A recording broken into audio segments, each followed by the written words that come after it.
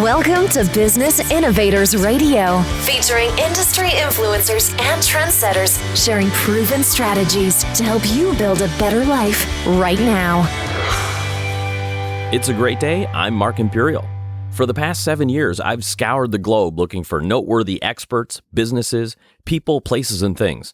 On this special edition of the show, we'll meet some of the world's leading professionals in health, nutrition, and fitness, people from all across the country, around the world, and in your town.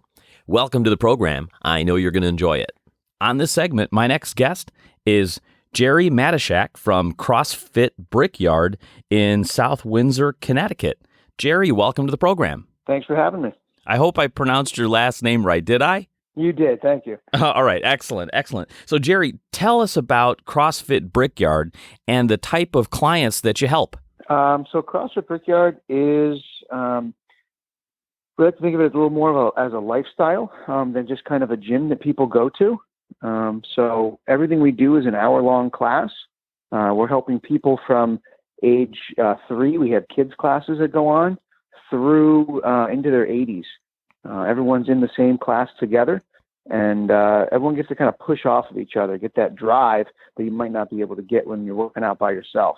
Oh, that's interesting. That's the first I've heard that young and old are at a CrossFit gym. Is this unique to your location, or is this a trend?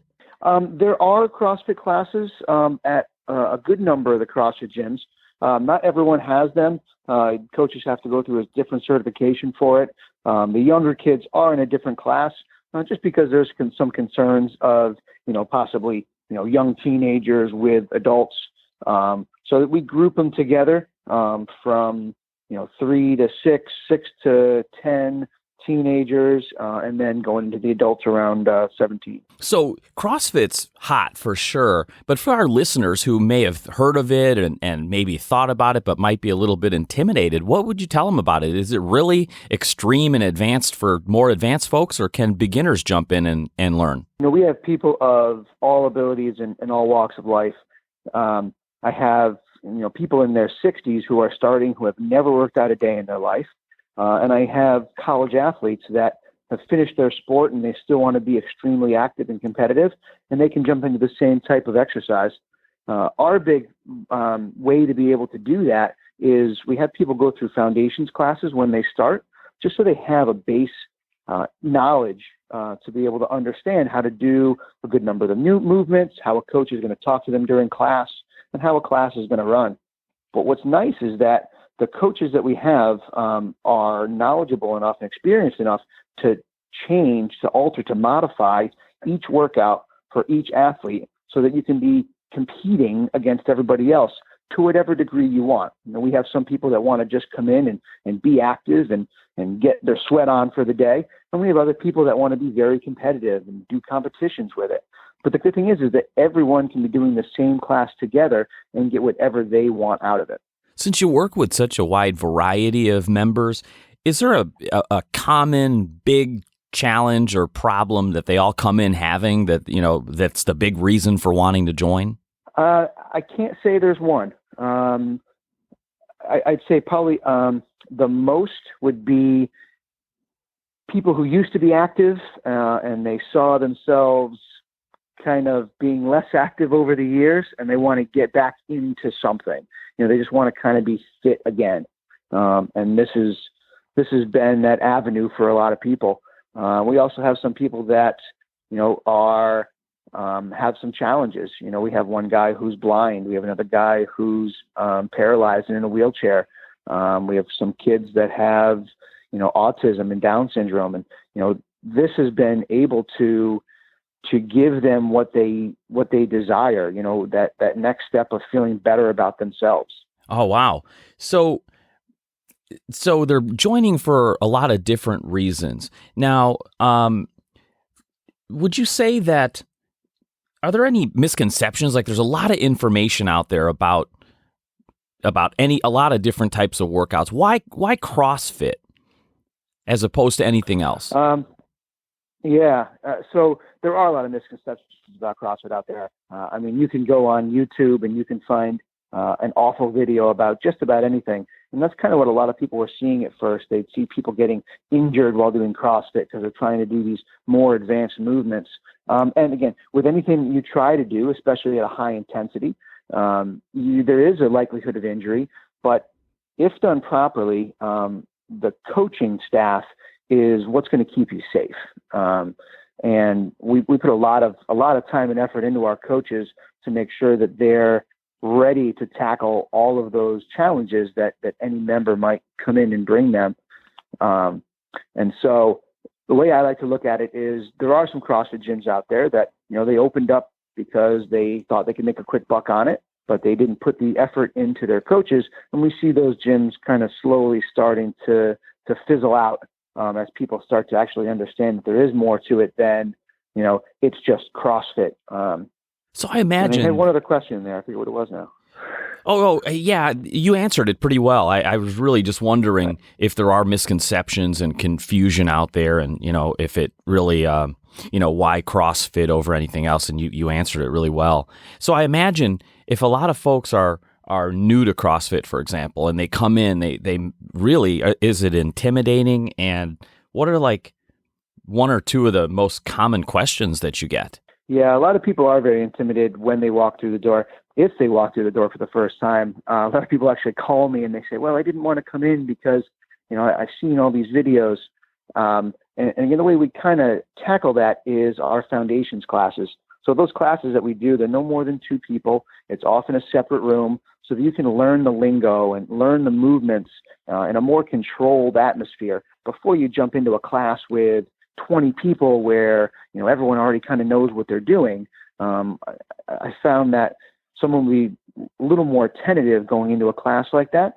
So we have these more intimate sessions to be able to get people kind of eased into coming into the regular classes. How's the workout mixed up? Because I understand that, people, some people are split on strength training and cardio. They think that you got to do one or the other, and CrossFit's a little bit of everything, isn't it?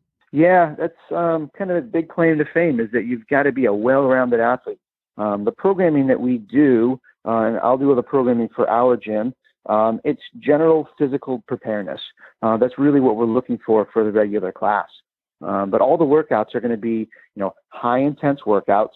We're using functional movements, and the coach is going to help you through to make sure that you're getting everything done properly. So we've got the safety aspect to it.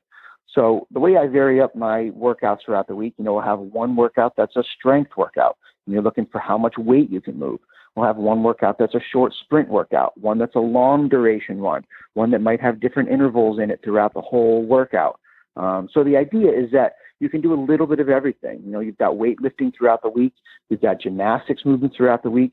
You've got some monostructural running or biking or skiing or rowing, all these different movements that if you're always changing up what you're doing, your body will have a harder time reaching a plateau where it just doesn't get better anymore.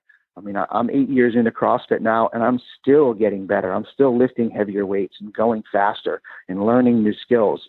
And that keeps it exciting for everybody instead of doing the same thing over and over again every week. I do see a lot of the videos on the workouts.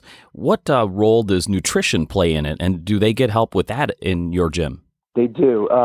We think of it as an important triangle. There's the exercise, which is one side of it. There's the nutrition, which is another side, and then sleep. Your rest is going to be the third side of that. Nutrition, we have had people with just as good results, if not better, from changing their diet than from just working out. My wife plays the biggest role in that. Michelle, she has her PhD in molecular and cell biology, specifying in gut bacteria and the myelodigestive system. So she spent years in a lab trying to figure out what your body needs and how it processes it. And so she does a lot of just one-on-one consultations with people. She does meal plans for people. We'll do cooking seminars, nutrition seminars. And we've had lots of people come off of numbers of medications just from changing their diet, in addition with some of the workouts. What inspired you to get into CrossFit and working out or being a trainer in general, Gerry? How'd you get started? I had always tried to be active my whole life, doing every sport I could growing up throughout high school and college. After college, started playing rugby for a while. Had a pretty bad shoulder injury.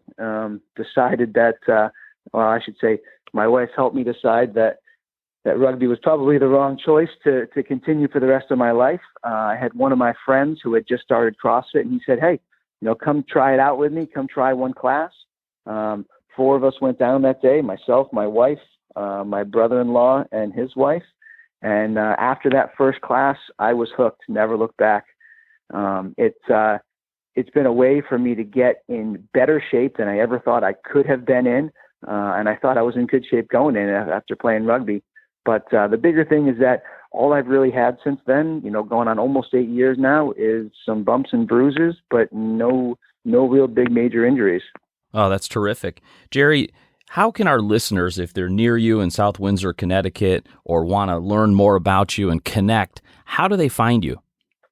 We try to use a lot of social media, and we're online. Our website is CrossFitBrickyard.com. You can email us at info@CrossFitBrickyard.com. A lot of information on our website with our schedule, some videos that we have to get to know some of the members and the coaches, or you can just come stop by. We're at 85 Nutmeg Road South in South Windsor, right off of Route 5. Always love to see new faces. Gerry, this has been great information. I really appreciate you taking the time to come on the program with me today. So I wish you continued success for CrossFit Brickyard and for all of your clients. Thank you, and thanks for having me on. I'm Mark Imperial, and we're in the middle of another special edition for health, nutrition, and fitness on the program. On this next segment, my guest is Mike Matuz from firststepfitness.com, based out of Long Beach, California. Mike, welcome to the program. Thank you so much for having me, Mark. I appreciate it. So, Mike, tell us a little bit about First Step Fitness and the types of clients that you work with. Yeah, so First Step Fitness is unique in Long Beach. We were the first private personal training gym exclusively in our area for executives and also for young athletes. When my wife and I started the business in 2008, and when we came here in Long Beach, California, there was really just the big club gyms, the LA Fitness, the Bally's. There wasn't that presence of personal trainers that are looking to brand themselves, become fitness entrepreneurs, and we wanted to make that presence known. So essentially every single person, every single trainer in my gym is their own business. They're an entrepreneur. So in addition to giving them a world-class facility, we have about 10,000 square feet in Long Beach. We're one of the largest facilities. We also teach our trainers all of the business principles so they can build their own business within our brand. And so this really gives that key sense of ownership.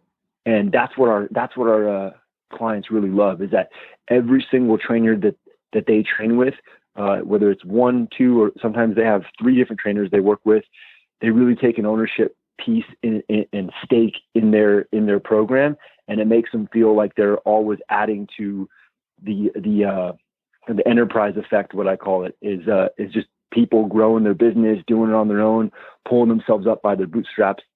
Business and fitness go hand in hand, in my opinion, in that same regard. For the people that are coming to meet you and get information on your facility for the first time, do they have a common challenge that you've noticed, or something that they all want to achieve? Yes, that's what we refer to kindly in our gym as the first step effect.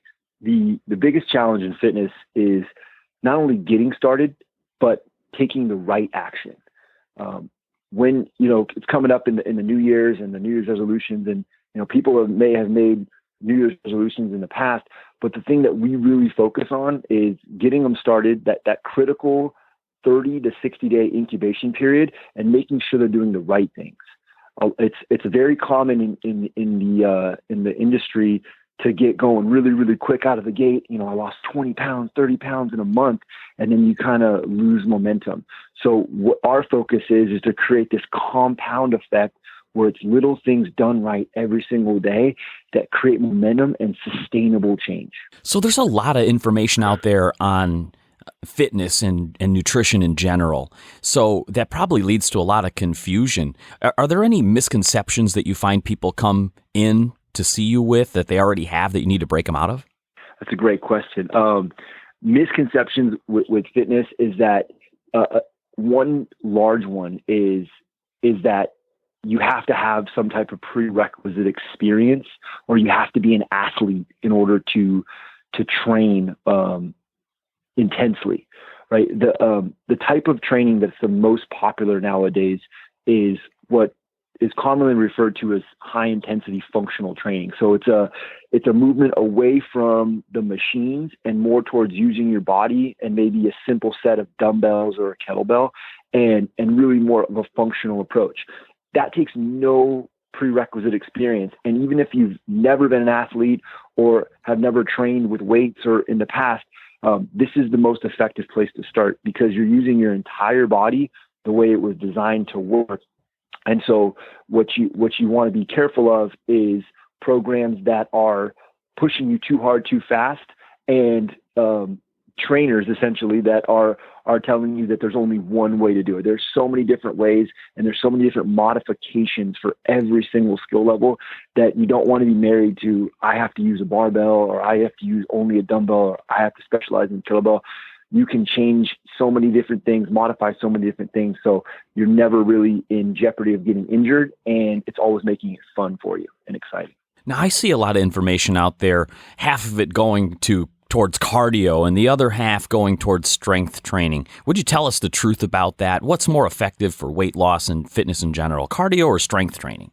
I love these questions, Mark. I mean, you're like right on track with what I talk about every single day. So I'll tell you that cardio is, people spend about 90% of the time doing 10% of what they really need. And what I mean about that is cardio, steady state cardio, as we know in gyms on treadmills, will only work when you work for it. So if you really want to free yourself from the treadmill effect, or like the hamster on the treadmill and just spinning your wheels, then you have to activate what's called EPOC, or post-exercise oxygen consumption, which is commonly known now as like the afterburn effect. So this is high intensity, no more than 20, 25 minutes, and it's high-low periods of cardio. Now, cardio is relative. You can actually do cardio within your strength training workouts. So instead of taking 2 or 3 or 4 minutes in between bench or squat or curl sets, simply just go a little bit lighter and with the weights, and then make sure that the rest periods never exceed 30 seconds. You will get the effect of running 5 miles, but you also get that strength training burn that we all know and love. And so strength training in that effect, as long as it's cardio with strength training, it's kind of like a dual answer. Cardio by itself is not effective the way we know it. Just steady state, walking, running, that's good for your heart, but it's not going to help you lose as much weight and as much fat as you desire. So what you really need to do is tune up the intensity, but it's a gradual progression to get to that intensity. And that's what most people misconceive or misunderstand when the marketing online or different programs kind of goes out. They don't really explain in context what that means. So you really need both, but it's an effective type of both, specific type of both. Now, you mentioned people spending a lot of time, so that brings up the subject of time. What is an effective amount of time that people need to work out? We live in a busy world. Can people fit in a training regimen in their lifestyle? How often do they have to work out each week, and for how long? So I strongly recommend at least 3 hours a week, and depending on the body type and the goal, those can be hour sessions. They can also be half-hour sessions. What it really comes down to, Mark, is understanding your body type. There's 3 general body types, and then there's versions kind of like hybrids of each. There's ectomorph, mesomorph, and endomorph. And basically what that means is, ectomorph's like your lean track runner. Mesomorph would be like your muscular athlete. Men and women both have these body types, and they show differently. And the endomorph would be more like a heavy set individual looking to lose weight. So that being said, right, knowing your body type, and there's all different information that you can go. I mean, you can go to firststepfitness.com and we can break it down for you. But like with someone who's trying to gain weight, I would go 3 times a week with a day in between for an hour. For someone trying to lose weight, I would go 30 minutes a day, 4 to 5 times a week. So it always breaks down to those 3 critical hours. But if you wanted to get your workout in 30 minutes, you absolutely could. And if weight loss was your goal, you wouldn't have to work out more than 30 minutes a day, and you can do it from your house using little or no equipment. So it can definitely fit into every single lifestyle. We have clients that we see that are on a plane every other day. They own businesses all around the world, all around the country. And so when they say they have 30 minutes, it's not like an excuse like, hey, Mike, I only have 30 minutes, but I really want to do this. They literally only have 30 minutes. And so we come up with solutions, whether that's working out in their hotel, working out at home. It's just got to be a commitment to using fitness to better your lifestyle, whatever that lifestyle goal is. You have a lot of great information, Mike. What inspired you to get into fitness? How did you get started? I actually, my wife and I met in college. We were college sweethearts, and I went to business school. I have a twin brother. Both my dad said to both me and my brother, I want you to go to business school, and you can double major or minor in whatever your passion is. And so I chose exercise science. And what I really saw was the kind of the changeover of from generations, from my generation or from my father's generation, it was, you stay with a company for 30 years, you give your blood, sweat, and tears. And at the end, you get this golden parachute. And as you're going into the kind of the golden years where you can retire and you have this retirement and you're financially free or wealthy or whatever you want to call it, you also have to mortgage your health. There was no corporate wellness, if you will, back then. Mm-hmm. And I really just saw that as something that I wanted to put a change to. And so what I focus on is heavily on these ambitious, career-driven, either business owners or executives, and focusing on how we create systems to make it so that when they get to the end of their career, whether it's owning their own business or they're probably going to see a change and be with multiple companies, that their health is always a focus. Because at the end of their career, when they get to that retirement age and they have family and grandkids and everything like that, they're going to be a lot more grateful that they sustain their health long term. And now the current trend or the movement or the idea of it, the vision is aligned with that. And we just got in some cases really lucky because there's a very big push you see in the world and in our society to make sure that health and wealth, if you will, or success go hand in hand, that you can't have one without the other. And it wasn't always like that. And that's what really focused on me. I had a dad who was very successful, but at the end of his career, he suffered from type 2 diabetes. He had to lose 80 pounds to get off the medication. And I just saw that was the area I felt like I could create the most change and have the greatest impact. And I always believe that the world would be a better place if people really followed their passion, because they'd be at their highest and greatest service, But I'll tell you what, that leads you to like one of the toughest industries to be in. I've always heard that the fitness industry in general is super tough to survive in and thrive in. Have you found it that way? And how do you feel about that? It's very tough. My goal and my focus and my mission is to create more fitness entrepreneurs. I talk very little about the technical side of fitness, only because I defer to my team of experts. I mean, we have a great advisory team here at First Step Fitness: doctors, PTs, professional strength coaches in the NFL, NBA, and so on. And what I found is that in order for strength training trainers and wellness coaches and things like that, the one thing that they don't get in their education as they earn their accreditations or their degrees or their advanced degrees is a clear education and understanding of business, entrepreneurship, marketing, management, effective communication, emotional intelligence. And these are the things that separate the high achievers from the average. And so that's why our whole entire focus is around teaching trainers the skills necessary of entrepreneurship. It's the one thing that's going to separate the average trainer, which makes about $34,000 a year, from the high income earner who can make 6 or 7 figures, right? And then that's also going to create their longevity. Entrepreneurship gives people the ability and the mobility to create new products, to create new services. Some of the biggest breakthroughs, actually every single breakthrough that you've seen in the fitness business, started as a startup.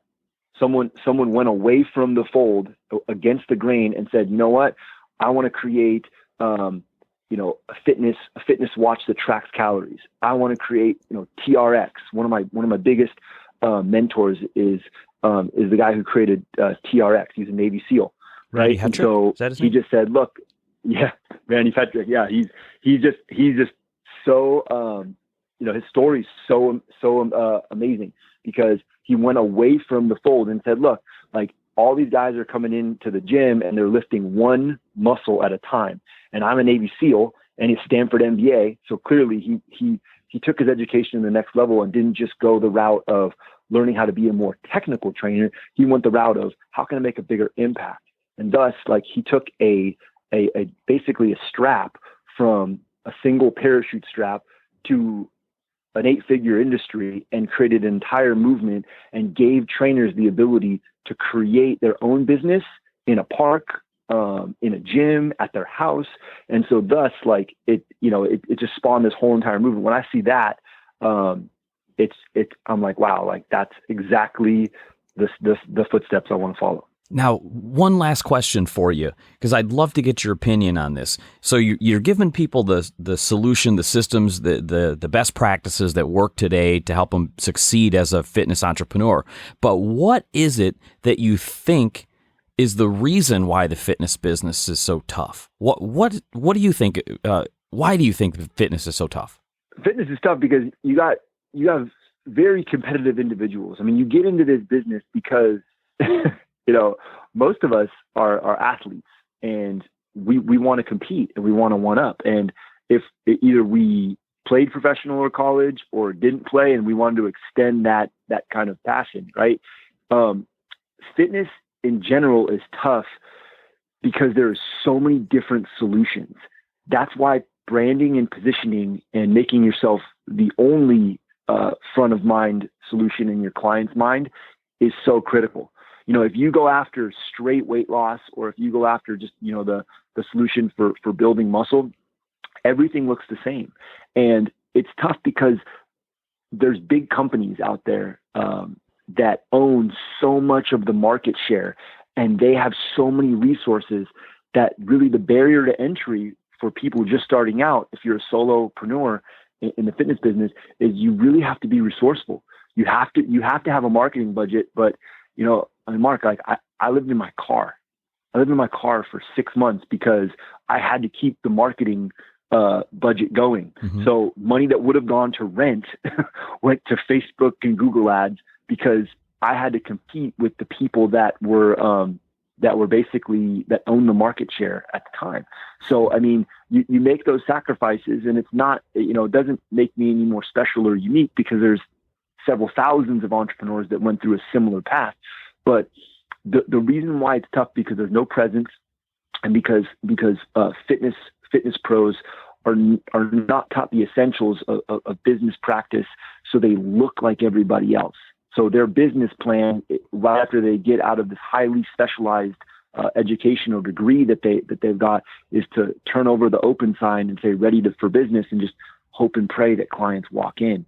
And there's so many different disruptions in the fitness business, from online to like CrossFit, and then one of the big disruptions is Orange Theory. So it's evolving your thinking. The illiterate of the 21st century are not the people that can't read. The illiterate are the people that can't unlearn and relearn skills or mindsets, or whatever the case may be. And it's just holding on too long to something that has been outdated, and that's where I think really gets a lot of that wave of disruption is what kills a lot of gym businesses, because they just don't see it coming, and they don't want to admit that it's changing for the better. That's mm-hmm. a lot of businesses, actually. Yeah. So the biggest takeaway I'm hearing here is that although these trainers are highly educated, highly trained, and they're great at what they do.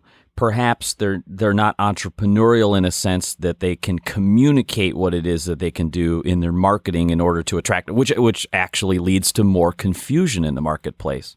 Yes, I mean, if the only thing that separates you is price, it's always a race to the bottom. Yeah. There's going to be an 8-minute ad, there's going to be a 6-minute ad, there's going to be a 4-minute ad, there's going to be a 2-minute ad, right? Yeah, then there'll be the ineffective ad. There's going to be a shake weight. Yeah, exactly. If it's for $7, it'll go down to $1. Eventually, they'll give it away for free because the big guys, they can give out memberships for free just to get people in the door for years before it shows on their bottom line. See, right? I'll tell you what, I know I'm opening Pandora's box here. This is for another interview. I can hear it already because we're now appealing to 2 different listeners with this. Yeah. But so Mike, you've got a lot of great information. I definitely want to have another conversation with you on other subjects to go deeper on fitness. But hey, for our listeners out there that really, like what you're saying, want to actually get in shape and want to get information, connect with you there in Long Beach and learn more and work with you, how do our listeners find you? So you can go to firststepfitness.com. We do 21-day kickstarts. That's our focus, is to come in. You can do 21-day kickstarts for $97. You can also find us on firststepfitness.com. We have our entire training platform in digital format. So all of these workouts are shot like in the gym in real time. And so you can follow along from anywhere in the world. And we have some of the greatest coaches, NFL, NBA, NHL coaches that hold residence here at First Step Fitness. We do everything from weight loss, nutrition, sports performance, and building lean muscle. And firststepfitness.com is our new website. All the resources that you need to connect with myself or any of our experts, and we can get you where you need to be. Well, I'm impressed, Mike. It sounds like you have a really fantastic program going there and a great mission. So I wish you continued success for you and all of your clients, and thanks so much for taking the time to come on the program today. Mark, I appreciate it. I enjoyed it. Thank you so much. I'm Mark Imperial, and we're in the middle of another special edition for health, nutrition, and fitness. On this segment, my next guest is Tim Staggs from Staggs Fitness, based out of Portage, Michigan. Tim, welcome to the program. Thank you. Thanks for having me. So, Tim, tell us about Staggs Fitness and the type of clients that you work with. Well, I work with anyone who's willing to change their health and commit to reaching that goal. I'd say my average individual is someone looking to lose weight and feel better, get healthy. So I focus on building the plan or blueprint for them to reach that goal, all virtual, online, email, text, phone. So I basically put together the plan based on changing their lifestyle and eating habits, looking at implementing exercise, the right types of exercise, and then supporting and coaching them on a week-to-week basis. For the people that come to see you, Tim, have you noticed that, have they tried to lose weight on their own and struggled with it, or what are the common challenges? Why do they come and see you? Yeah, I think most people that come to me have tried on their own, and either 2 things have happened. Either they haven't failed, but they weren't able to achieve what they were looking for, or they achieved it but then gained the weight back, which is very common. And the reason that's so common is because everyone wants to do a diet, because that's what the internet's full of. It's this diet or that diet. And, everyone's looking to get there, obviously, the fastest way possible. I mean, I would be too. Nothing wrong with that. But typically that's setting you up for failure because it's a diet. And then as soon as you get down with the diet and you reach your goal, you go back to doing what you did before instead of actually changing your lifestyle and learning, how to get there in a healthy manner, in a manner that's sustainable for the long term. And so that's what I really try to focus on is getting them to change the mindset and the lifestyle. So they're not doing a diet, they're making healthy choices, they're fitting it into a routine that works for them, hopefully getting progress consistently in a nice slow manner, because if it's done fast, you usually gain it back fast. So we don't want that. So there's a lot of information out there and a lot of different types of workouts. So what type of workouts do you focus on, and what do you believe in? Well, everyone's different. So I don't do anything cookie cutter with my clients, but most people I'm going to recommend some type of weightlifting. Weightlifting, if it's done correctly, is not only going to boost your metabolism, it's going to burn more calories than your typical cardio is going to do. It's going to build muscle, which gives you the tone and firm look that most women are going for. Obviously, guys love muscle too, so it's going to provide them with that extra, bonus of losing body fat while they're building the muscle. And it's more enjoyable for most people than just sitting there on a treadmill, walking fast or running. So most of the time I'm going to recommend weightlifting. Some people, though, may not have a gym membership. Maybe they're at their home. So I'll put together something there, maybe body weight exercises or some type of HIIT training, high intensity interval training, if they can't find the weights in order to weight lift. So weightlifting is usually my number one, and then secondary is usually some type of HIIT training. Have you found that weightlifting, does it help you lose weight faster than cardio? Absolutely. Yeah. I mean, I can't say always because it depends on the type of cardio you're doing. Depends how hard you're pushing yourself during weightlifting. Depends what you have access to while weightlifting. I mean, if all you have access to is 2 10-pound dumbbells, more than likely you're not going to get a proper weightlifting workout. So maybe cardio is your better bet. But if you have access to enough equipment, which doesn't take a lot, but you need a little bit to do some stuff, weightlifting, 99 out of 100 times is going to be your best bet. Oh, gotcha. Now, what about, I understand, I keep hearing information that, hey, working out and fitness is really 90% your exercise and workout, and 90% is like your nutrition and 10% is your workout. Is there any truth to that? Yes and no. I have used that line myself, so there is truth if you look at it in this way. If you don't change your eating habits and you don't eat less than what your body needs, you'll never lose weight. It's as simple as that. You can't out-train a bad diet. Now, with that being said, I would say it's 100% weightlifting. It's 100% nutrition. It's 100% everything, right? If you're not putting 100% in every category, you're still probably not going to have the best results. So, but you could have weight loss results, get healthy by just eating alone. You don't have to add exercise.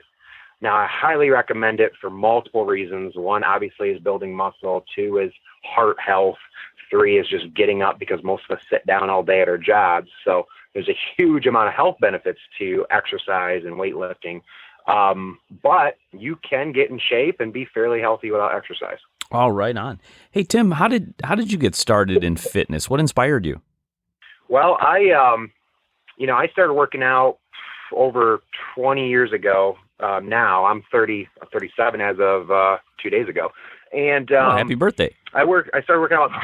Thank you. So I started working out about 20 years ago because I was a real skinny kid. I got picked on, and our family didn't have a lot of money, so I was kind of a nerd or dork, and I got picked on a lot. And I knew at that time the one thing I could change was my body. I could work out and try to get bigger, and that grew into a passion of mine as I started to build muscle and look better and feel better. My confidence rose. So then I started helping people for quite a few years for free. It helped me learn. It helped me better myself. I liked helping people. And about 7 years ago, I was in a job for 10 years that I've been miserable at, and enough was enough. When I walked in there one day and said, I'm done. I'm out of here. And I started Staggs Fitness officially that day. And again, I'd already been helping people, so I had a reputation of being good at it, and it was easier for me to take that jump than some people maybe, but it's definitely been a struggle being a small business and just jumping right into it. Yeah, tell me a little bit about that, because I do understand the fitness business is tough. Why do you think that is? Is it the people not wanting to be fit, or what do you think is the reason fitness is so tough? Well, it just depends on your business model, I guess. Mine's always been word of mouth, social media.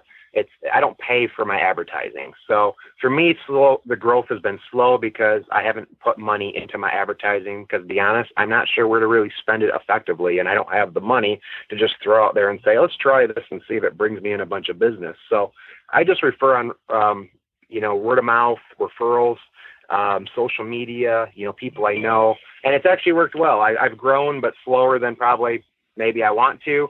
but I've been able to take care of my clients. There's no shortage of people that need to get healthy. So it's not that it's hard time finding people. It's a hard time finding the right people that are willing to change. Because to be honest, if everyone out there had the option to be healthy and look good, they probably would. I don't think anyone's going to say, no, I don't want to be healthy and look good. But a lot of us aren't willing to put the work in. Just like a lot of people aren't willing to start a business, right? Or do whatever it is that maybe it takes that extra work to do. So I've been blessed with some great clients and growing slowly over the years. And without having to spend money on advertising, I'm really happy with the way business went. But, definitely it's slow, and you learn a lot too. When I first started, I did things differently. I had a different look at things, and it was more about, here, eat these foods and do this diet type mentality. Not exactly like that, but a little bit more of that mentality. And now I've learned that this needs to be more of a lifestyle approach. So I quickly learned that, because diets don't work. People will gain the weight back if you don't educate them and teach them how to be successful on their own. Well, Tim, you got a lot of great information, so I'm sure that the more people that hear what you have to share in your education, the more people are going to be attracted to you for sure. So to wrap this up, Tim, what's one thing that our listeners really should consider if they want to be successful in their health and fitness? What advice would you give them? Probably the most important thing I would say, and it's going to sound weird because it's not fix your eating or exercise more. It's find your reason why. The reason that you want to be healthy. And at first you're going to say, well, I want to be healthy because it's the right thing to do and it's healthy, right? Well, that's not going to get you where you need to go. You need to dig deep and find that reason that's going to get you up in the morning and take you to the gym, that's going to be stronger than you wanting that piece of pizza or that cake, or whatever it is that's going to keep you from your goal. So a good example might be maybe a single mom with 3 kids whose family has a history of heart disease and diabetes and all this stuff, right? Mm-hmm. Her reason might be to be there for her kids tomorrow, because she knows at the rate she's going, she may not be there next year for her kids. Now, that's a strong reason. That's going to get her up in the morning, and it's going to prevent her from doing the negative things that are taking her down that path, and it's going to create the positive things that she needs to do. And until you find your reason why, you will not succeed. Well, you might, but probably not. You're not going to have long-term success, because the desire to eat the pizza or the desire to sit on the couch and watch TV is bigger than your reason why. Ah, right on. Hey, Tim, how can our listeners, if they're near you in Portage, Michigan, or in any of the areas that you serve, if they want to learn more about you and get more information, connect, and even work with you, how can they find you? Where do they go? Well, that'd be great. Yeah, and I actually have clients in 3 countries, so distance is never a factor. We can do everything via email, phone, text, and online. I have an incredible program that's designed to work that way, and it works very effectively. Best way to reach me is probably go to my website, stagsfitness.com, and you can email me on there, and I can get back to you. Consultations are always free. We can get to know each other, find out if we're even the right fit for each other, and if I can help you, and if so, what the options might be. You can find me on Facebook. Just look up Timothy Staggs, and you can friend me on there, or look up Staggs Fitness. I also have a Facebook page for that. And I have links to my social media on my website too, and that's just stagsfitness.com, STAGGS fitness.com. And then I'm going to have a book coming out here shortly that I'm a co-author in too. So if you do join my mailing list or check out my website, you'll be able to learn more about the book.